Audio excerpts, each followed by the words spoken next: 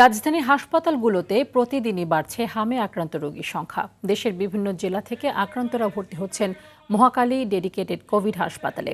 স্বজনরা বলছেন, জেলা ও উপজেলায় হামের সুচিকিৎসা না থাকায় বাধ্য হয়ে ঢাকায় আসতে হচ্ছে তাদের। এতে ভোগান্তি ও অতিরিক্ত অর্থ গুনতে হচ্ছে।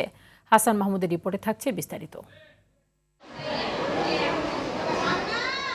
ভয়াবহ আকার ধারণ করেছে হাম। শিশু হাসপাতাল ও ডিএনসিসি ডেডিকেটেড হাসপাতালে প্রতিদিনই আসছে শত শত রোগী। হাসপাতালগুলোতে দীর্ঘ হচ্ছে মৃত্যুর সংখ্যা। প্রতিনিয়ত মৃত্যুর সাথে যুদ্ধ করছে শিশুরা। প্রথম জ্বর, ঠান্ডা ছিল, পায়খানা ছিল, এরপরে 3 দিন পরেই যে হামগুলো আজকে 7 দিন ধরে হাম। গাজীপুর থেকে আসছি, আমার বাচ্চার 4-5 দিন ধরে জ্বর ছিল, শরীরে ছোট ছোট দানা দানা গুড়ি গুড়ি উঠছিল।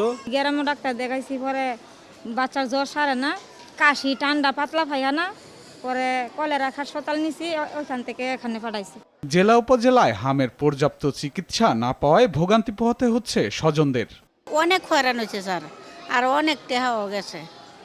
অনেক নয় 3-4টা পরীক্ষা করলাম। গায়ে র্যাশ আসছিল, র্যাশ আসার পরে আমরা লক্ষ্মীপুরে ওকে শিশু হসপিটাল নিয়েছিলাম, পরে ওখান থেকে আমাদেরকে ঢাকায় রেফার করছে। দেশে হামের সংক্রমণ বাড়ায় চিকিৎসকরা আক্রান্তদের দ্রুত আইসোলেশনে রাখা এবং দেরি না করে এমবিবিএস ডাক্তারের পরামর্শ নেওয়ার আহ্বান জানান।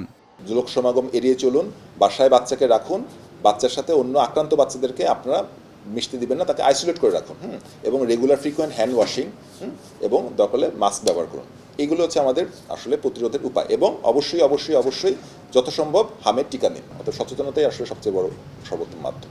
আক্রান্ত শিশুর হাম পুরোপুরি সেরে না ওঠা পর্যন্ত সুস্থ ব্যক্তি থেকে আলাদা রাখারও পরামর্শ চিকিৎসকদের।